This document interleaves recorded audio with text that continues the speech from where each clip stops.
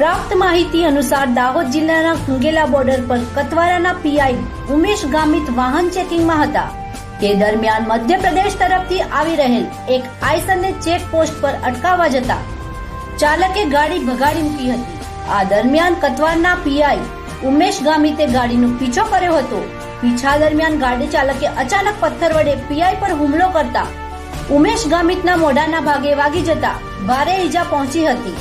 ઘટના પછી તેમને તાત્કાલિક સારવાર માટે હોસ્પિટલમાં ખસેડવામાં આવ્યા છે। ઘટનાની જાણ થતા ડીવાયએસપી, એલસીબી, એસઓજી સહિતની ટીમો દોડી આવી હતી। અને સમગ્ર વિસ્તારમાં નાકાબંધી કરી હુમલાખોરોને ઝડપી પાડવાના પ્રયાસો તેજ કરી દીધા છે। ગોધરા શહેર વિડીયો ગમ્યો હોય તો લાઇક, શેર અને સબસ્ક્રાઇબ કરવાનું બિલકુલ ના ભૂલતા। કોમેન્ટ કરી અને વધુમાં વધુ શેર કરજો।